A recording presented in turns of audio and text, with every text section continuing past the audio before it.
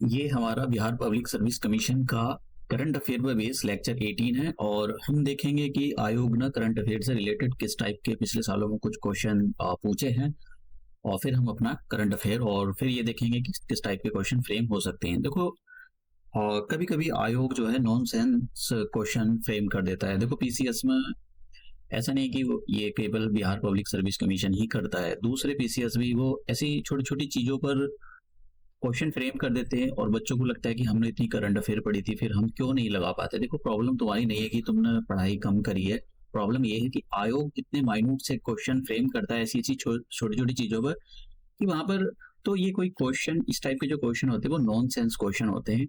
Even देखो हर चीज पर क्वेश्चन फ्रेम हो सकते हैं लेकिन हर एक चीज को इतनी करंट अफेयर होती है, इन सारी चीजों को कवर करना बहुत मुश्किल होता है। तो अब जैसे कि ये क्वेश्चन है, इतनी सी छोटी सी चीज पर आयोग ने क्वेश्चन फ्रेम किया है, ये नॉनसेंस क्वेश्चन है। ऐसी सी बहुत सारी चीज अगर मतलब जैसे कि फॉर एग्जांपल ये भी पूछ सकता है कि राहुल गांधी जी कौन सी ब्रांड के कपड़े पहनते हैं।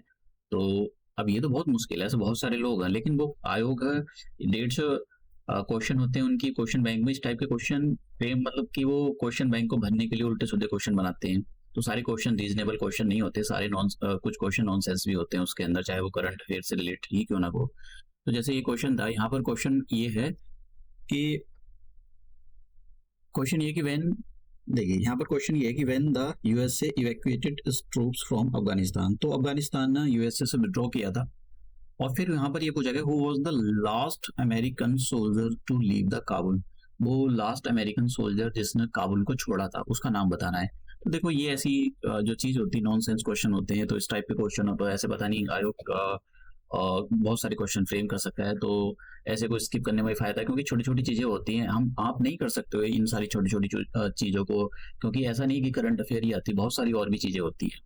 अब देखिए हाँ ये इस टाइप के क्वेश्चन बन जाते हैं जैसे कि who is the new chief minister of the Maharashtra. तो अभी अभी देखिए क्या हुआ था इलेक्शन हुए थे कुछ जो हमारे पास जो अभी जनरल इलेक्शन हुए थे उसी के साथ कुछ इलेक्शन हुए थे, तो उसके उसमें किस किस को चीफ मिनिस्टर बनाया गया है ये वाली चीजें आप याद करके जाना। तो आपको पता होना चाहिए कि चीफ मिनिस्टर कौन बनाए गए उनके बारे में आपको पता होना चाहिए। जैसे यहाँ पर डेट दे दी तो ये डेट ठीक है, इसमें एक दे रखा था कि अभी कोई रिसेंटली होम मिनिस्टर, पता नहीं होम मिनिस्टर तो नहीं था, कोई मिनिस्टर बनाया गया है, तो वहां पर उनको डेट देनी चाहिए थी कौन सी डेट को बनाया गया है, लेकिन ये छोटी छोटी चीजें बहुत ही मुश्किल होती है। अब देखिए यहाँ पर ये क्वेश्चन है कि when did the election commission issue a press note. देखिए ये भी नॉन सेंस क्वेश्चन है, क्यों नॉन सेंस क्वेश्चन है जरा देखते हैं। When did the election commission of India issue a press note for general election to legislative assembly of Bihar. अब देखिए चलो ठीक है बिहार से रिलेटेड उसने पूछ लिया लेकिन ये छोटी छोटी डेट याद नहीं होती है।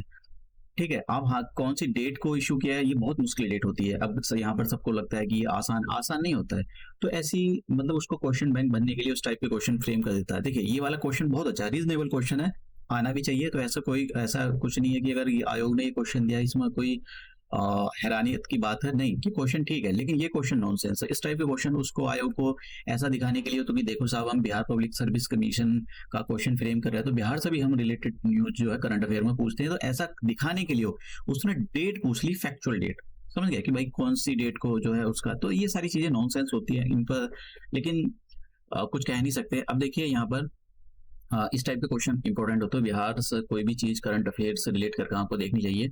अवार्ड के बारे में आपको पता होना चाहिए, जैसे यहाँ पर ये Dada Saheb Phalke Indian television award, ठीक है टेलीविजन अवार्ड पूछा है, समझ गए आप टेलीविजन अवार्ड, तो इसके बारे में आपको पता होना चाहिए।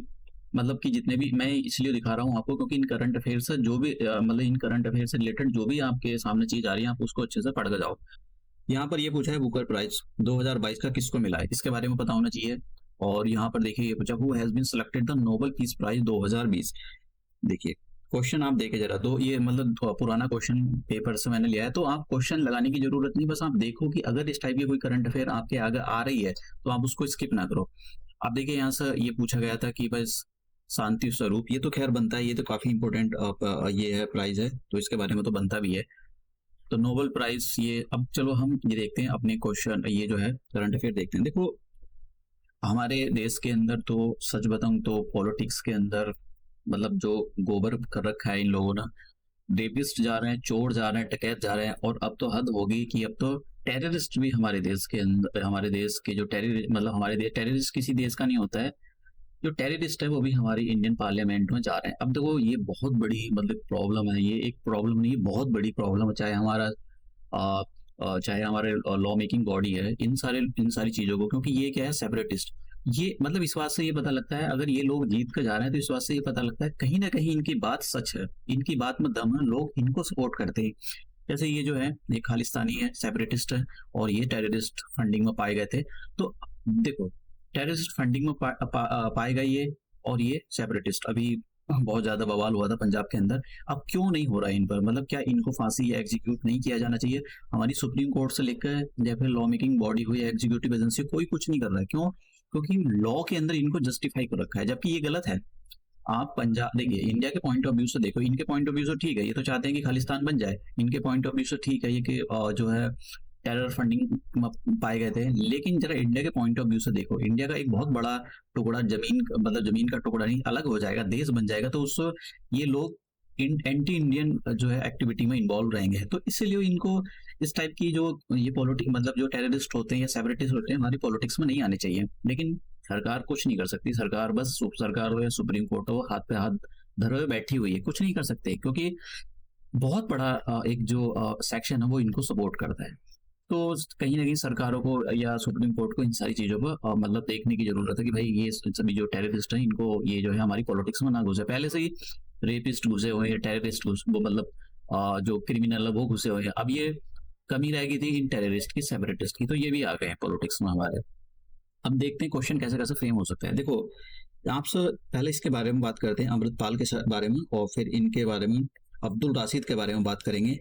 ये जो अब्दुल राशिद है, ये बारामूला सीट से जीते हैं। अभी जनरल इलेक्शन हुए थे, बारामूला सीट थी जम्मू कश्मीर के अंदर, उससे ये जीत का है। तो आपसे पूछा जा सकता है कि ये दो तीन क्वेश्चन फ्रेम हो सकते हैं। एक तो यही पूछा जा सकता है कि भाई जो अब्दुल राशिद है, इनको ये जब कौन सी कॉन्स्टिट्यूंसी से जीत का है, ठीक है, एक तो ये क्वेश्चन पूछा जा सकता है। दूसरा क्वेश्चन ये पूछा जा सकता है कि जो अमृतपाल है, ये सेपरेटिस्ट है, ये पंजाब की कौन सी जो कॉन्स्टिट्यूंसी उससे जीत का आया है, जो जनरल इलेक्शन हुए थे उसके अंदर। देखो, खादुर साहिब से ये जीत का आया, तो आप समझ गए।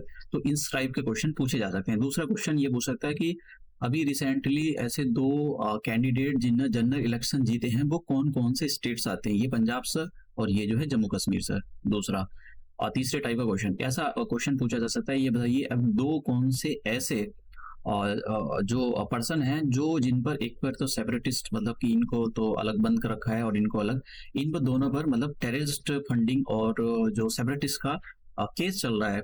तो ये बताइए ये जो है इनके नाम क्या क्या है। तो इस टाइप के क्वेश्चन बन सकते हैं। अब जैसे कि मैंने यहाँ पर एक क्वेश्चन आई है, हु देखिए, who was the following has win the parliamentary election in 2024 while in jail. जब ये जेल में थे तो इनको जो है इलेक्शन जीत गया। तो कौन थे? अमृतपाल सिंह और शेख अब्दुल राशिद। तो दोनों के दोनों स्टेटमेंट ठीक है, तो इस टाइप के क्वेश्चन फ्रेम हो जाते हैं। तो आपको देखो, आयोग दे सकता है, ऐसा कुछ नहीं, क्योंकि आयोग को मैं आपको क्वेश्चन भी दिखाता चला हूँ, तो आप देख सकते हो किस टाइप के क्वेश्चन आयोग पूछ रहा है। अब देखिए यहाँ पर ये एक 3000 साल पुरानी एक ओल्ड मम्मी मिली है, तो ये कौन से देश में मिली है, इस टाइप का क्वेश्चन पूछा जा सकता है। पेरू में मिली है, ठीक है। अभी रिसेंटली अब ऐसा क्वेश्चन फ्रेम होता है कि अभी रिसेंटली 3000 पुरानी एक मम्मी मिली है। अब बताइए वो कौन सी कंट्री में, उसके जो रिमेन्स हैं वो कहाँ पर मिले हैं। तो उसका आंसर हो जाएगा पेरू नाम के देश में मिले हैं, ठीक है। अब बात करते हैं यहाँ पर कैसे क्वेश्चन पूछा जा सकता है। देखिए, अब ऐसा क्वेश्चन बनता है यहाँ पर कि अभी रिसेंटली ऐसी कौन सी कंट्री है जिसमें 24 घंटे में 2200 अर्थक्वेक आए, ठीक है, 24 आवर्स के अंदर। तो हाईएस्ट मतलब सबसे ज्यादा अर्थक्वेक आए, तो ये है आइसलैंड। तो इसके बारे में आपको पता होना चाहिए। देखो, अभी मैंने आपको बहुत सारे क्वेश्चन मतलब दिखाता चलूंगा और दिखा भी रहा हूँ कि आयोग जो है ऐसी ऐसी चीजों को क्वेश्चन पूछता है जो कि नॉनसेंस होती है। तो देखो ये भी मतलब नॉनसेंस, ऐसा कुछ नहीं है, लेकिन फिर भी आपको कहीं ना कहीं जो एक इम्पोर्टेंट हो जाता है उसके एक बार पढ़ लेना चाहिए इसको। एक्सरसाइज नोमैडिक, देखिए मैंने आपको पुरानी वाली करंट अफेयर में दिखाया कि आयोग जो है मिलिट्री एक्सरसाइज जो होती है, चाहे वो हमारे इंडिया के किसी देश के साथ हो, या दो जैसे कि रशिया और पाकिस्तान की पूछी गई थी, तो दो अलग कंट्रियों के बारे में जो मिलिट्री एक्सरसाइज, उनके बारे में भी आपको पता होना चाहिए। और इंडिया की जो मिलिट्री एक्सरसाइज है उसके बारे में तो आपको पता होना चाहिए। क्वेश्चन सिंपल सा होता है कि ये एक्सरसाइज नोमैडिक एलिफेंट किन किन दो कंट्रियों के बीच में हुई है, तो इंडिया और मंगोलिया के बीच में हुई है, तो आपको इसके बारे में पता होना चाहिए। चंद्रयान भाई इस बार तो देखो चंद्रयान से रिलेटेड क्वेश्चन आना ही चाहिए, समझ गया। तो देखो इंडिया ने ये जो चंद्रयान मिशन था, डेट बहुत इंपॉर्टेंट है। 14 जुलाई 2013 को 23 को सॉरी 13 सॉरी 14 जुलाई 20 एंड 23 को ये इसको सतीश धवन स्पेस सेंटर से इसको लॉन्च किया है, जो कि आंध्र प्रदेश के अंदर। तो ये डेट आपको पता होना चाहिए कि इस डेट को लॉन्च किया था। फिर ये 23 अगस्त 2023 को इसने मून के सदर्न पॉइंट पर, मैं आपको जरा यहाँ पर दिखाता हूँ, देखो ये है हमारा जहाँ पर चंद्रयान 3 ने लैंडिंग की है। तो ये नदन हेमिस्फीयर नदन पॉइंट है, ये नदन पोल था ऊपर, और ये सदर्न पोल है। तो सदर्न पोल पर इंडिया पहला देश बना। ये अलग अलग जो आपको डॉट दिखाई दे रहे हैं कलर में, ये अलग अलग देशों के स्पेस मिशन जो मून मिशन भेजे गए, जो यहाँ पर लैंड हुए हैं, वो है ये। तो इंडिया ने यहाँ पर भेजा है, देखो इंडिया ने यहाँ पर भेजा है ये। अब रशिया भी भेज रहा था, लेकिन रशिया का जो मिशन था वो फेल हो गया। तो आपसे पूछा जा सकता है कि ये बताइए कि जब इंडिया ने चंद्रयान 3 भेजा था, उससे पहले एक कंट्री ने अपना मून मिशन भेजा था, जो कि साउथ पोल पर लैंड होने वाला था, लेकिन वो क्रैश हो गया। तो आप उस कंट्री का नाम बताइए। तो रशिया, देखो मतलब आपको क्वेश्चन ऐसे फ्रेम करेगा ना आयोग बाल की खाल मसर, इसलिए आपको इनके बारे में पता होना चाहिए। तो ये जो है इंडिया ने जो अभी, हालांकि ये रशिया ने जो किया था वो फेल ही हो गया, लेकिन इंडिया ने ये सदर्न पॉइंट पर जो चंद्रयान 3 की लैंडिंग कराई। तो इंडिया ऐसा पहला देश हो गया जिसने सदर्न पॉइंट पर मून के चंद्रयान 3 की लैंडिंग कराई। अभी तक किसी भी देश ने इस वाले पॉइंट पर जो है लैंडिंग नहीं कराई। तो ये इस इंफॉर्मेशन के बारे में आपको पता होना चाहिए। अब ये लैंड कब हुआ था?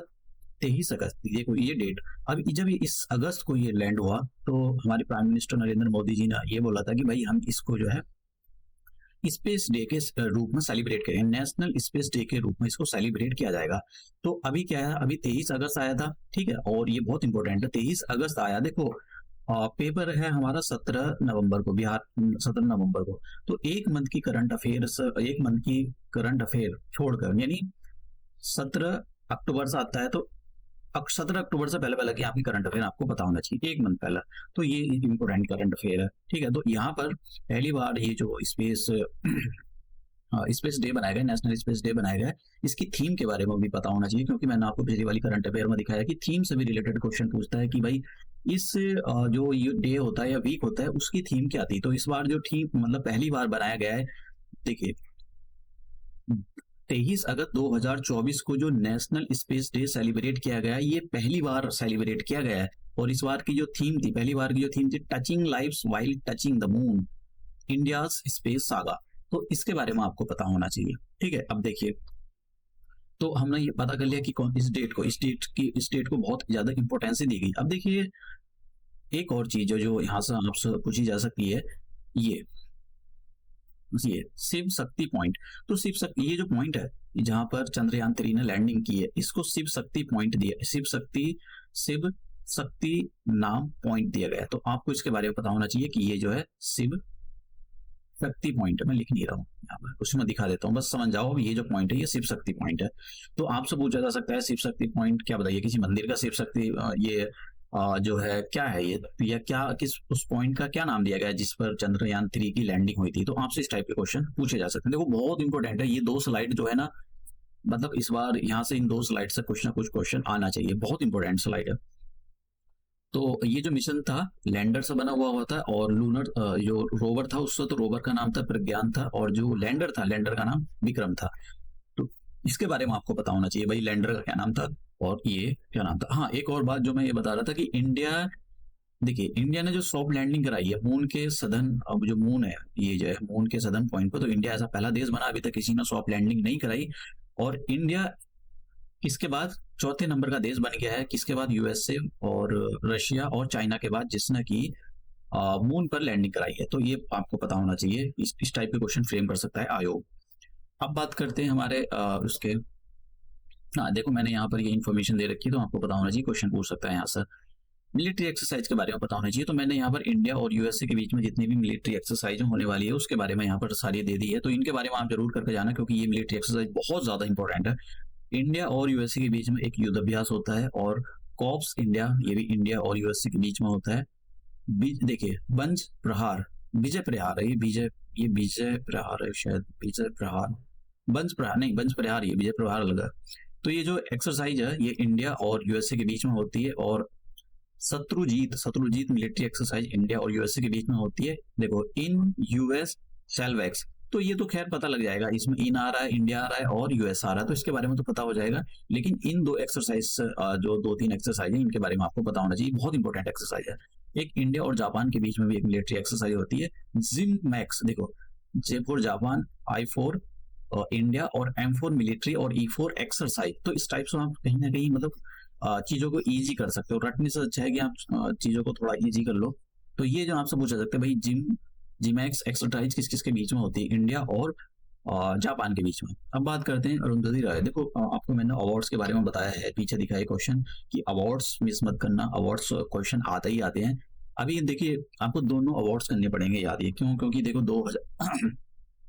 2000 ये पेन पिंटर प्राइज 2023 भी करना पड़ेगा कि पेन पिंटर प्राइज 2023 का अवार्ड किसको मिला, माइकल रोजन को मिला है। तो इसके बारे में भी आपको पता होना चाहिए। देखो अब पता नहीं है, क्योंकि देखो पहले तो आयोग का यही हो रहा था कब नोटिफिकेशन आए। कभी कभी देखो होना तो ये नहीं चाहिए, 1 साल के अंदर पूरा प्रोसेस कंप्लीट होना चाहिए, और 1 साल की करंट अफेयर वो, और मैक्सिमम 1.5 साल की करंट अफेयर तैयार करके चले जाओ।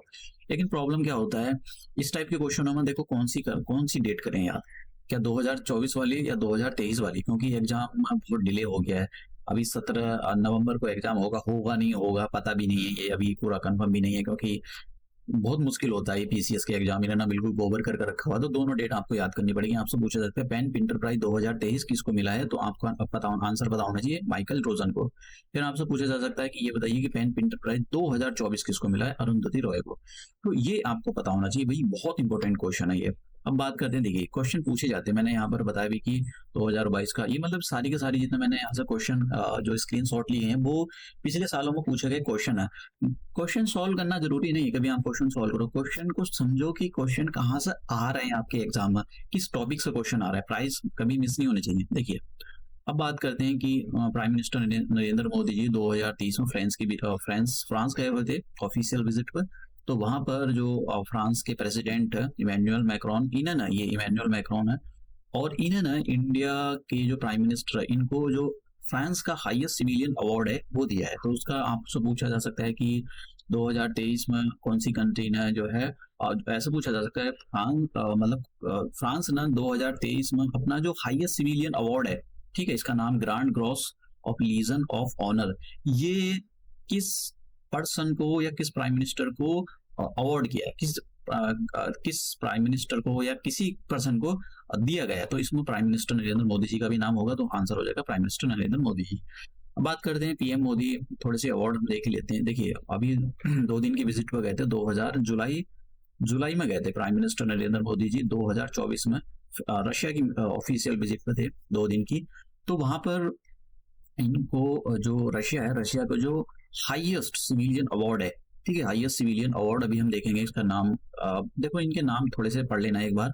इनका हाईएस्ट सिविलियन अवार्ड है order of the Saint Andrew the Apostle, ये हाईएस्ट सिविलियन अवार्ड है रशिया का। तो ये award prime minister Narendra Modi ji को 2019 में मिल रहा था, लेकिन वही है नहीं मिला ऑफिशियल विजिट, उधर कोविड लग गया, उधर अभी रशिया का जो है यूक्रेन में इन्वेजन हुआ है, तो बहुत सारी चीजें चल रही थी। तो इसलिए अब जो अवार्ड है ये 2024 में जाकर मिला है, 2019 का अवार्ड 2024 में मिला है। तो आपसे क्वेश्चन ऐसे फ्रेम कर सकता है, ये बताइए कि जो रशिया ने 2019 का जो अवार्ड है अभी रिसेंटली 2024 में किस पर्सन को ये अवार्ड दिया है। तो आपसे क्वेश्चन इस टाइप से फ्रेम कर सकते हैं।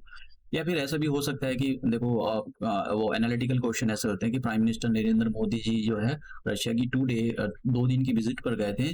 तो अब ये बताइए इनमें से कौन सा स्टेटमेंट गलत है, सही है, इस टाइप से।